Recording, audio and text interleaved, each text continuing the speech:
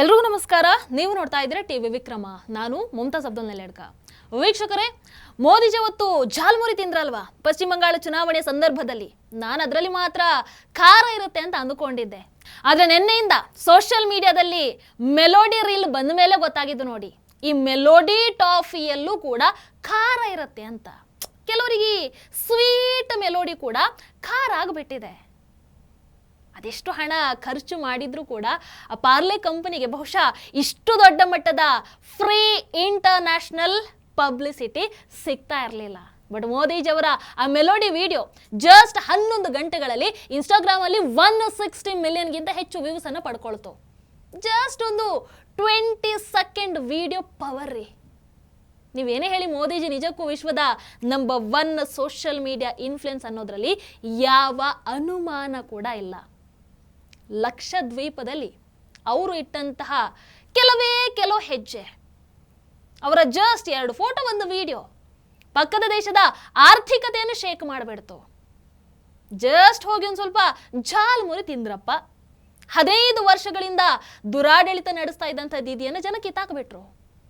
And ಜಾಲ್ಮುರಿ ಅದು ಎಷ್ಟು trend ಆಗಿಬಿಡ್ತು.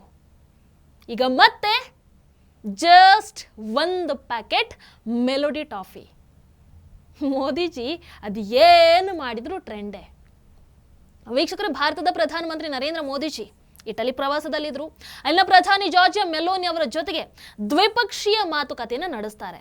ಜಾರ್ಜಿಯಾ ಮೆಲೋನಿ ಅವರ ಜೊತೆಗೆ ರಾಜಧಾನಿ ರೋಮ್ ನಗರದ ಪ್ರಮುಖ ಸ್ಥಳಗಳಿಗೆ ಭೇಟಿಯನ್ನ ಕೊಟ್ಟು ಪುರಾತನ ನಗರದ ವೈಭವವನ್ನ ಕಣ್ತುಂಬಿಕೊಳ್ತಾರೆ. ಆ ಸಂದರ್ಭದಲ್ಲಿ ಮೆಲೋಡಿ ಚಾಕ್ಲೇಟ್ ಅನ್ನ ಗಿಫ್ಟ್ ಆಗಿ ಕೊಡ್ತಾರೆ ಮೋದಿಜಿ. ಇಬ್ರು ನಾಯಕರು ತಮ್ಮ ಅಧಿಕೃತ ಖಾತೆಗಳಲ್ಲಿ, ತಮ್ಮ ಅಕೌಂಟಲ್ಲಿ ಫೋಟೋಸನ್ನು ಹಂಚ್ಕೊಳ್ತಾರೆ, ವಿಡಿಯೋಸನ್ನು ಹಂಚಿಕೊಳ್ತಾರೆ.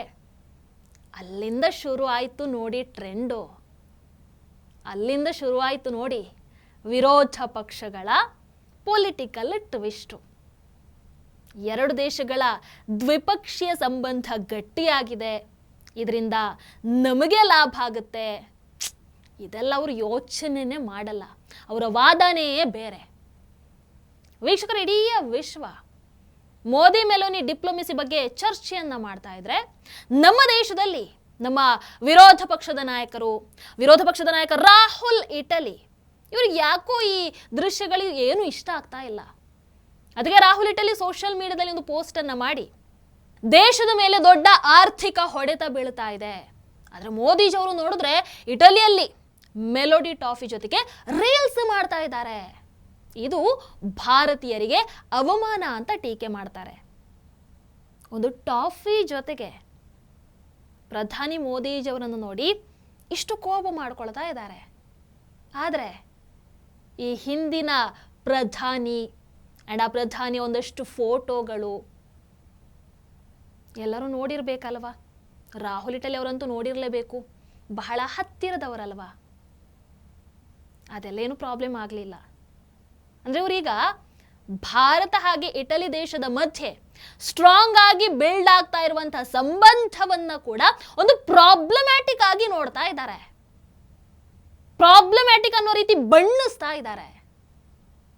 ಅದಕ್ಕೆ ರಾಹುಲ್ ಇಟಲಿ ತಮ್ಮ ಸಂಸತ್ ಕ್ಷೇತ್ರ ರಾಯ್ಬರೇಲಿಯಲ್ಲಿ ನಿಂತ್ಕೊಂಡು ಮೆಲೋಡಿ ಡಿಪ್ಲೊಮೆಸಿಯನ್ನ ಟೀಕೆ ಮಾಡ್ತಾರೆ. ಏನ್ ಟೀಕೆ ಮಾಡ್ತಾರೆ ಒಂದು ಬಾರಿ ನೋಡ್ಕೊಂಡು ಬನ್ನಿ. हिंदुस्तान में आर्थिक तूफान आ रहा है. तेल के, पेट्रोल, डीजल, एविएशन फ्यूल के दाम आसमान को छुएंगे. फर्टिलाइज़र की कमी होगी, फर्टिलाइज़र महंगा होगा, किसानों को नुकसान होने वाला है, अर्थव्यवस्था पर भारी झटका पड़ने वाला है. हमारे प्रधानमंत्री ने कहा सोना मत खरीदो, ज़्यादा गाड़ी मत चलाओ और विदेश मत जाओ.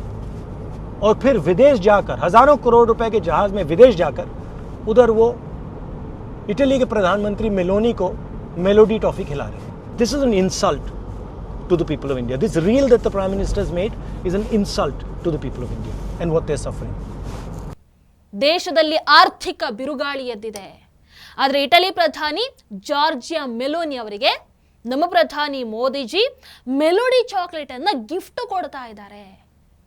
ಪ್ರಧಾನಿ ಮೋದಿಜಿ ಅವರಿಗೆ ಭಾರತದ ಆರ್ಥಿಕ ದುಸ್ಥಿತಿ ಬಗ್ಗೆ ಒಂದು ಸ್ವಲ್ಪನೂ ಕಾಳಜಿಲ್ಲಪ್ಪ. ಪ್ರಧಾನಿ ಮೋದಿಜಿಯವರು ಮೆಲೋನಿ ಅವರಿಗೆ ಅಲ್ಲಿ ಮೆಲೋಡಿ ಟಾಫಿ ತಿನ್ನಿಸ್ತಾ ಇದ್ದಾರೆ. ರಾಹುಲ್ ಇಟಲಿ ವ್ಯಂಗ್ಯವಾಗಿ ಮಾತಾಡ್ತಾರೆ. ರಾಹುಲ್ ಇಟಲಿ ಅವರು ಎಲ್ಲ ಮಾತಾಡ್ತಾರೆ, ಆದರೆ ತಮ್ಮದೇ ಅಧಿಕಾರ ಇರುವಂತಹ ರಾಜ್ಯಗಳಲ್ಲಿರುವಂತಹ ಸಮಸ್ಯೆಯನ್ನ ನಿಮ್ಮ ಕೈಯಿಂದ ಸಾಲ್ವ್ ಮಾಡೋದಕ್ಕಾಗಲ್ಲ. ನಮ್ಮ ಕರ್ನಾಟಕ ಸಿಎಂ ಕುರ್ಚಿ ಕಿತ್ತಾಟ ಎಷ್ಟು ವರ್ಷ ಆಯ್ತು? ನಿಮ್ಮಿಂದ ಸಾಲ್ವ್ ಮಾಡೋದಕ್ಕಾಗುತ್ತಾ? ದಿನ ಬೆಳಗಾದ್ರೆ ಕುರ್ಚಿ ಜಗಳ. ಆ ಕಡೆ ಸಿದ್ದರಾಮಯ್ಯನವರು ಬಿಡಲ್ಲ, ಈ ಕಡೆ ಡಿ ಕೆ ಶಿವಕುಮಾರ್ ಅವರು ಬಿಡಲ್ಲ. ರಾಹುಲ್ ಇಟಲಿ ಅವರು ಕೈಗೆ ಸಿಗಲ್ಲ ಅದನ್ನು ಸರಿ ಮಾಡೋದಕ್ಕೆ. ಅಂಡ್ ಇವರು ಪ್ರಧಾನಿ ಬಗ್ಗೆ ಮಾತಾಡ್ತಾರೆ. ಅಲ್ಲಿ ಒಂದು ಚಾಕ್ಲೇಟ್ ಕೊಟ್ಟಿದ್ದಕ್ಕೆ ಪ್ರಧಾನಿ ಮೋದಿಜಿಯವರು ದೇಶ ವಿರೋಧಿನೇ ಆಗಿಬಿಟ್ರು. ರಾಹುಲ್ ಇಟಲಿ ಅವರ ಪಾಲಿಗೆ ದೇಶ ವಿರೋಧಿ.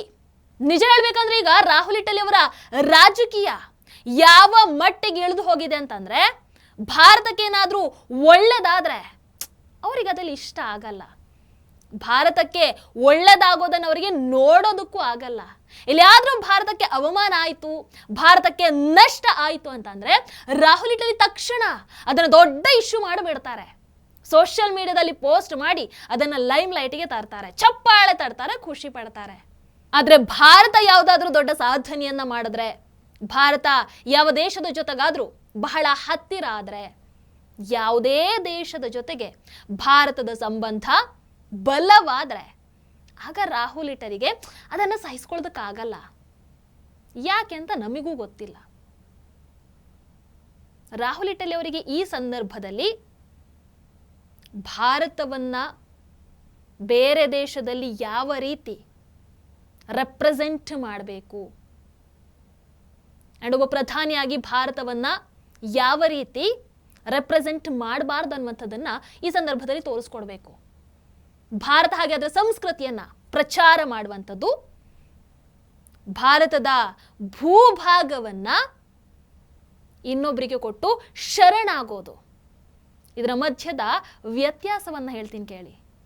ನರೇಂದ್ರ ಮೋದಿಜಿಯವರು ಹೋಗಿ ಜಾರ್ಜಿಯಾ ಮೆಲೋನಿ ಅವರಿಗೆ ಮೆಲೋಡಿ ಗಿಫ್ಟ್ ಮಾಡುವಂಥದ್ದು, ಪುಟಿನ್ ಅವರಿಗೆ ಭಗವದ್ಗೀತೆಯನ್ನ ಉಡುಗೊರೆಯಾಗಿ ಕೊಡುವಂಥದ್ದು, ಭಗವದ್ಗೀತೆ ಭಾರತದ ಸಂಸ್ಕೃತಿಯನ್ನ ಪಸರಿಸುವಂತಹ ರೀತಿ ಅದು.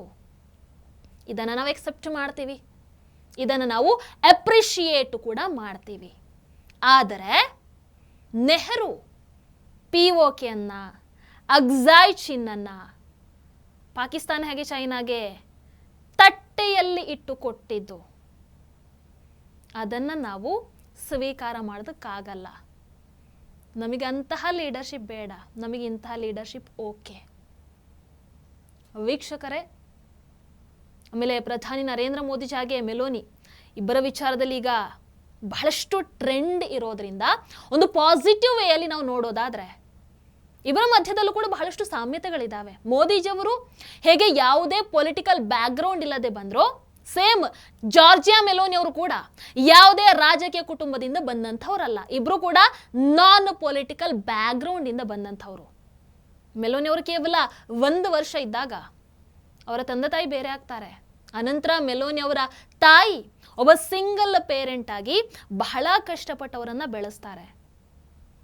ಆಮೇಲೆ ಇನ್ನೊಂದು ಇಂಟ್ರೆಸ್ಟಿಂಗ್ ವಿಚಾರ ಏನು ಅಂತಂದ್ರೆ, ಈ ಇಬ್ರು ನಾಯಕರು ಕೂಡ ಬಹಳ ಚಿಕ್ಕ ವಯಸ್ಸಲ್ಲೇ ಆ ನಾಯಕತ್ವದ ಜೊತೆಗೆ ಬಂದಂಥವ್ರು. ಜಾರ್ಜಿಯಾ ಮೆಲೋನಿ ಕೇವಲ 15 ವರ್ಷ ಇರುವಾಗ ವಿದ್ಯಾರ್ಥಿ ರಾಜಕೀಯದಲ್ಲಿ ಸಕ್ರಿಯರಾಗಿರ್ತಾರೆ. ಪ್ರಧಾನಮಂತ್ರಿ ನರೇಂದ್ರ ಮೋದಿಜಿಯವರು ಕೂಡ ಅಷ್ಟೇ, ಶಾಲಾ ದಿನಗಳಿಂದಾನೇ RSS ಜೊತೆಗೆ ಸಂಪರ್ಕದಲ್ಲಿದ್ರು. ಜಸ್ಟ್ 22ನೇ ವಯಸ್ಸಿಗೆ RSS ಪ್ರಚಾರಕರಾಗ್ತಾರೆ. ಅಂದ್ರೆ ಇಬ್ರು ನಾಯಕರನ್ನ ಇವತ್ತು ಈ ಜೀವನದಲ್ಲಿ ಏನು ಸಾಧನೆ ಮಾಡಿದಂಥವರಾಗಿರ್ಬೋದು, ಕೆಲಸ ಇಲ್ಲದೆ ಇರುವಂಥವರಾಗಿರ್ಬೋದು, ಸುಮ್ಮನೆ ಟ್ರೋಲ್ ಮಾಡೋದು ಸುಲಭ. ಆದರೆ ಇಬ್ಬರೂ ಕೂಡ ಒಂದು ದೀರ್ಘ ಹೋರಾಟವನ್ನ ಮಾಡಿಕೊಂಡು ಆ ಬಡತನದ ಜೀವನವನ್ನ ಎದುರಿಸಿ ತಮ್ಮ ಸಾಮರ್ಥ್ಯದ ಜೊತೆಗೆ ತಮ್ಮ ತಮ್ಮ ದೇಶದ ಪ್ರಧಾನಮಂತ್ರಿ ಸ್ಥಾನಕ್ಕೆ ಏರಿದವರು ಅನ್ನುವಂಥದ್ರಲ್ಲಿ ಯಾವ ಅನುಮಾನ ಕೂಡ ಇಲ್ಲ. ಆಮೇಲೆ ಇನ್ನೊಂದು ದೊಡ್ಡ ಸಾಮ್ಯತೆ ನೋಡಿ, ಮೆಲೋನಿ ಪ್ರಧಾನಿ ಆಗೋ ಮೊದಲು ಅವರ ಪಕ್ಷ ಯಾವತ್ತೂ ಕೂಡ ಅಧಿಕಾರಕ್ಕೆ ಬಂದಿರಲಿಲ್ಲ. ಬಿಜೆಪಿ ಕೂಡ ಅಷ್ಟೇ ಅಧಿಕಾರಕ್ಕೆ ಬಂದಿತ್ತು. ಆದರೆ ಪ್ರಧಾನಮಂತ್ರಿ ನರೇಂದ್ರ ಮೋದಿಜಿ ಅವರ ನೇತೃತ್ವದಲ್ಲಿ for the very first time ಪೂರ್ಣ ಬಹುಮತದ ಜೊತೆಗೆ ಕೇಂದ್ರದಲ್ಲಿ ಬಿಜೆಪಿ ಸರ್ಕಾರವನ್ನು ರಚನೆ ಮಾಡುತ್ತೆ.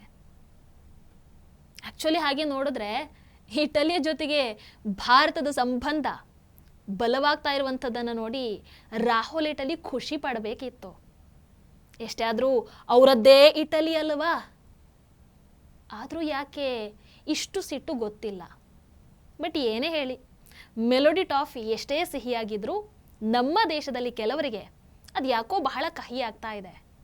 ನಮ್ಮ ವಿರೋಧ ಪಕ್ಷದ ನಾಯಕರಿಗಂಥದ್ದು ವಿಷದಷ್ಟೇ ಕಹಿಯಾಗಿ ಬಿಟ್ಟಿದೆ. ಆಮೇಲೆ ಇನ್ನೊಂದು ಕಡೆ ಜಾರ್ಜಿಯಾ ಮೆಲೋನಿ ಅವರನ್ನ ಭೇಟಿಯಾದಾಗ ಪ್ರಧಾನಿ ಮೋದಿಜಿ ಯಾಕೆ ನಗ್ತಾ ಇದ್ರು ಅನ್ನುವಂಥ ಪ್ರಶ್ನೆ ಯಾರ್ದು? ರವೀಶ್ ಕುಮಾರ್ ಅವರದ್ದು. ಅಂದ್ರೆ ಇವರುಗಳ ಪ್ರಕಾರ ಮೋದಿಜಿ ನಗಾಡ್ಲಬಾರದು. ಒಂದು ಲೈಟರ್ ಮೂಮೆಂಟ್ ಅನ್ನ ಎಂಜಾಯ್ ಮಾಡೋದಕ್ಕೆ ಇವರುಗಳಿಗೆ ಬರಲ್ಲ. ಪ್ರತಿ ಒಂದರಲ್ಲೂ ಕೂಡ ಸಣ್ಣ ಸಣ್ಣ ಸಣ್ಣ ಪುಟ್ಟ ವಿಚಾರದಲ್ಲೂ ಪಾಲಿಟಿಕ್ಸ್ ಅನ್ನು ತಂದು ನಂದೆಲ್ಲಿಡ್ಲಿ ಅನ್ನುವಂಥದ್ದು ಇವರ ಹೋಲ್ ಎಕೋಸಿಸ್ಟಮ್ ಮನಸ್ಥಿತಿ. ವೀಕ್ಷಕರೇ, ಇನ್ನು ಮೋದಿಜಿ ಕೇವಲ ಅಲ್ಲಿ ಹೋಗಿ ಚಾಕ್ಲೇಟ್ ಕೊಟ್ಟು ರೀಲ್ಸ್ ಮಾಡಿ ಸುತ್ತಾಡ್ಕೊಂಡು ಬಂದಿದ್ದು ಮಾತ್ರನಾ? ಅಲ್ಲ. ರಾಹುಲ್ ಇಟಲಿಯ ಹಾಗೆ ಮೋಜು ಮಸ್ತಿ ಮಾಡೋದಕ್ಕೆ ಹೋಗಿದ್ರಾ? ರಾಹುಲ್ ಇಟಲಿಯ ಹಾಗೆ ದೇಶ ವಿರೋಧಿ ಹೇಳಿಕೆಯನ್ನು ಕೊಟ್ಟು ಬಂದ್ರ? ಖಂಡಿತವಾಗ್ಲೂ ಇಲ್ಲ. ಮೋದಿಜಿಯವರ 5 ದೇಶಗಳ ಪ್ರವಾಸದಲ್ಲಿ ಭಾರತಕ್ಕೆ ಬಹಳಷ್ಟು ಲಾಭ ಆಗಿದೆ. ಏನು ಲಾಭ ಆಗಿದೆ ನೋಡೋಣ. ಮೊದಲಿಗೆ UAE.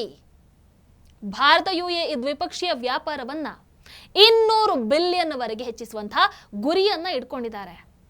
ಇನ್ನು ಲಾಂಗ್ ಟರ್ಮ್ ಕ್ರೂಡ್ ಆಯಿಲ್, ಅದೇ ರೀತಿ LNG ಪೂರೈಕೆ ಒಪ್ಪಂದ, ಭಾರತದ ಸ್ಟ್ರಾಟಜಿಕ್ ಆಯಿಲ್ ರಿಸರ್ವ್ ವಿಸ್ತರಣೆ ಕೂಡ ಸಹಕಾರವನ್ನು ಕೊಡ್ತೀವಿ ಅಂತ ಹೇಳಿದ್ದಾರೆ.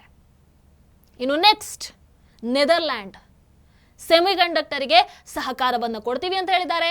Critical technology partnership. ಇನ್ನು ಯುರೋಪಿಂದ ಭಾರತಕ್ಕೆ ದೊಡ್ಡ ಮಟ್ಟದ ಹೂಡಿಕೆಯ ಉತ್ತೇಜನ.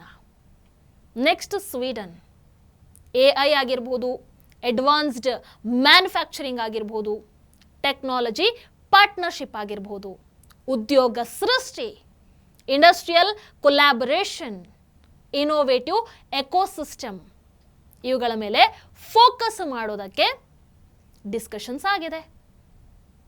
ಇನ್ನು Norway, India EFTA trade agreement ಮೂಲಕ ಭಾರತಕ್ಕೆ 100 ಬಿಲಿಯನ್ ಹೂಡಿಕೆ ಗುರಿಯನ್ನ ಇಟ್ಕೊಂಡಿದ್ದಾರೆ. ಮುಂದಿನ 15 ವರ್ಷಗಳಲ್ಲಿ ಸುಮಾರು 10 ಲಕ್ಷ ಉದ್ಯೋಗಗಳ ಸೃಷ್ಟಿಯಾಗುವಂಥ ಸಾಧ್ಯತೆ ಇದೆ. ಇನ್ನು ಫುಡ್ ಆಗಿರ್ಬೋದು, ಫ್ಯೂಯಲ್ ಆಗಿರ್ಬೋದು, ಫರ್ಟಿಲೈಸರ್ ಸೆಕ್ಯೂರಿಟಿ ಕ್ಷೇತ್ರದಲ್ಲೂ ಕೂಡ ಸಹಕಾರವನ್ನು ಕೊಡ್ತೀವಿ ಅಂತ ಹೇಳಿದ್ದಾರೆ. ಇನ್ನು ನೆಕ್ಸ್ಟ್ ಇಟಲಿ, 2029ರ ಒಳಗೆ ಇಂಡಿಯಾ ಇಟಲಿ ನಡುವೆ 20 ಬಿಲಿಯನ್ ದ್ವಿಪಕ್ಷೀಯ ವ್ಯಾಪಾರ ಗುರಿಯನ್ನು ಹೊಂದಿದ್ದಾರೆ. Maritime transport, agriculture, critical minerals, strategic cooperation ಕ್ಷೇತ್ರಗಳಲ್ಲಿ ಅನೇಕ ಒಪ್ಪಂದಗಳು ಈಗ ಆಗಿದೆ. ಬಟ್ ನಮ್ಮಲ್ಲಿ ಏನು ಚರ್ಚೆ ಮಾಡ್ತಾ ಇದ್ದಾರೆ? ಪ್ರಧಾನಿ ಮೋದಿಜಿಯವರಿಗೆ ಆಕೆ ಒಬ್ಳು ಪತ್ರಕರ್ತೆ ಕೇಳಿದಂತಹ ಪ್ರಶ್ನೆಗೆ ಉತ್ತರವನ್ನ ಕೊಡೋದಕ್ಕಾಗಲಿಲ್ಲ. ಮೋದಿಜಿಯವರಿಗೆ ಒಂದು ಉತ್ತರವನ್ನ ಕೊಡೋದಕ್ಕಾಗಲ್ವಾ? ನೆಕ್ಸ್ಟ್, ಮೋದಿಜಿ ವಿದೇಶಿ ಪ್ರವಾಸವನ್ನ ಮಾಡಬೇಡಿ ಅಂತ ಹೇಳ್ತಾರೆ, ಆದರೆ ತಾವೇ ವಿದೇಶಕ್ಕೆ ಹೋಗ್ತಾರೆ. ಮೋದಿಜಿಯವರೇನು ನಿನ್ನೆ ಟಿಕೆಟ್ ಬುಕ್ ಮಾಡ್ಕೊಂಡು ಇವತ್ತು ಹೋಗುವಂಥದ್ದಲ್ಲ. ಬಹಳಷ್ಟು ಹಿಂದೆನೆ ಪ್ಲಾನ್ ಆಗಿರುತ್ತೆ. ಅಥವಾ ರಾಹುಲ್ ಇಟಲಿಯವರ ಹಾಗೆ ತಿಂಗಳಿಗೊಂದ್ಸಲ ಹೋಗೋದಿಲ್ಲ. ಅಂಡ್ ರಾಹುಲ್ ಇಟಲಿ ಅವರು ಯಾಕೆ ಹೋಗ್ತಾರೆ, ಅಲ್ಲಿ ಹೋಗಿ ಏನು ಮಾಡ್ತಾರೆ, ಅಲ್ಲಿ ಹೋಗಿ ಯಾರನ್ನ ಭೇಟಿ ಮಾಡ್ತಾರೆ, ಅದಕ್ಕೆ ಯಾರು ಸ್ಪಾನ್ಸರ್ ಮಾಡ್ತಾರೆ ಪ್ರತಿ ಸಂದರ್ಭದಲ್ಲೂ ಕೂಡ ಹೋಗೋದಕ್ಕೆ? ಈ ಪ್ರಶ್ನೆ ಯಾರಾದ್ರೂ ಕೇಳಿದೀರಾ? ಮೋದಿಜಿ ಅವರನ್ನ ಪ್ರಶ್ನೆ ಮಾಡ್ತಾ ಇರುವಂತವ್ರು ಪದೇ ಪದೇ ಪದೇ ಪದೇ ಫಾರಿನ್ ಟ್ರಿಪ್ಪು ಅಂತ ಹೇಳಿ ಹೋಗ್ತಾರಲ್ವಾ? ಅದು ಸೆಷನ್ಗಳ ಸಮಯದಲ್ಲಿ ಆಗಿರಲಿ, ಎಲೆಕ್ಷನ್ ಸಮಯದಲ್ಲಿ ಆಗಿರಲಿ, ಎಲೆಕ್ಷನ್ ರಿಸಲ್ಟ್ ಸಮಯದಲ್ಲಿ ಆಗಿರಲಿ, ಯಾವುದು ಲೆಕ್ಕಕ್ಕಿಲ್ಲ. ರಾಹುಲ್ ಇಟಲಿ ಅವರಿಗೆ ಹೋಗ್ತಾನೆ ಇರ್ತಾರೆ. ಒಂದು ದಿನನಾದ್ರೂ ಕೇಳಿದೀರಾ ನಮ್ಮ ವಿರೋಧ ಪಕ್ಷದ ನಾಯಕನಾಗಿ ಎಲ್ಲಿಗೆ ಹೋಗ್ತಾ ಇದ್ದೀರಾ ನೀವು, ಏನು ಮಾಡ್ತಾ ಇದ್ದೀರಾ ನೀವು? ಕೇಳಿದೀರಾ? ಕೇಳಲ್ಲ. ಅಟ್ಲೀಸ್ಟ್ ಹೋಗಿ ಅದರಿಂದ ಏನಾದರೂ ಭಾರತಕ್ಕೆ ಲಾಭ ಇದೆಯಾ? ಅಯ್ಯೋ, ಖಂಡಿತವಾಗ್ಲೂ ಇಲ್ಲ. ಅಲ್ಲಿ ಹೋಗಿ ಭಾರತದಲ್ಲಿ ಏನು ಸರಿ ಇಲ್ಲ, ಪ್ರಜಾಪ್ರಭುತ್ವ ಅಪಾಯದಲ್ಲಿದೆ, ಅದು ಇದು ಅಂದ್ರೆ ಸಂಪೂರ್ಣವಾಗಿ ಭಾರತವನ್ನ ಎಷ್ಟು ಕೆಳಗಿಡ್ಬೋದು ಅಷ್ಟು ಕೆಳಗಿಟ್ಟು ಮಾತನಾಡಿ ಬರ್ತಾರೆ, ಭಾರತಕ್ಕೆ ಡ್ಯಾಮೇಜ್ ಮಾಡಿ ಬರ್ತಾರೆ. ಇದೇ ತಾನೇ ರಾಹುಲ್ ಇಟಲಿ ಅವ್ರು ಮಾಡೋದು ಪ್ರತಿ ಬಾರಿ. ಇರಲಿ, ಇನ್ನೊಂದು ಡಿಸ್ಕಷನ್ ಆಗ್ತಾ ಇರುವಂಥದ್ದು, ಇಟಲಿ ಪ್ರಧಾನಮಂತ್ರಿಗೆ ಮೋದಿಜಿಯವರು ಚಾಕ್ಲೇಟ್ ಕೊಟ್ಟು ಬಿಟ್ಟಿದ್ದಾರೆ. ಅಲ್ಲಿ ಹೋಗಿ ಏನೇನೆಲ್ಲ ಆಯಿತು, ಭಾರತಕ್ಕೇನು ಲಾಭ ಆಯಿತು ಅದು ಮ್ಯಾಟರ್ ಅಲ್ಲ. ಇದು ಈ ಹೋಲ್ ಲೆಫ್ಟ್ ಎಕೋಸಿಸ್ಟಮ್ ನಡ್ಕೊಳ್ಳುವಂಥ ರೀತಿ. ಭಾರತದ ಸಾಧನೆಗಳು ಚರ್ಚೆ ಆಗಬಾರ್ದು ಅನ್ನೋದೇ ಇವರ ಮೇನ್ ಎಜೆಂಡಾ. ಏನು ಮಾಡೋದು ಅಂಥವರಿಗೆ ಇಷ್ಟೇ ಹೇಳಬೇಕಷ್ಟೆ, ಮೋದಿಜಿ ಅವರ ರೀಲ್ಸನ್ನು ನೋಡಿ ದಯವಿಟ್ಟು ಬೇಜಾರಾಗಬೇಡಿ, ಮೆಲೋಡಿ ಚಾಕ್ಲೇಟನ್ನು ತಿಂದು ಒಂದು ಸ್ವಲ್ಪ ಬಾಯಿ ಸಿಹಿ ಮಾಡ್ಕೊಳ್ಳಿ ಅಂತ ಅಷ್ಟೇ. ನಿಮಗೇನಿಸ್ತು ಕಮೆಂಟ್ ಮಾಡಿ. ನಮಸ್ಕಾರ. ಟಿವಿ ವಿಕ್ರಮ, ದೇಶ ನಿಮ್ಮ ಕೈಯಲ್ಲಿ. ಈ ಕಾರ್ಯಕ್ರಮ ನಿಮಗೆ ಇಷ್ಟ ಆಗಿದ್ದಲ್ಲಿ ಲೈಕ್, ಶೇರ್ ಹಾಗೂ ಕಮೆಂಟ್ ಮಾಡಿ. ಟಿವಿ ವಿಕ್ರಮದ ಕಾರ್ಯಕ್ರಮಗಳನ್ನು ನಿರಂತರವಾಗಿ ವೀಕ್ಷಿಸಲು ಸಬ್ಸ್ಕ್ರೈಬ್ ಮಾಡಿ, ಬೆಲ್ ಐಕನ್ ಒತ್ತಿ.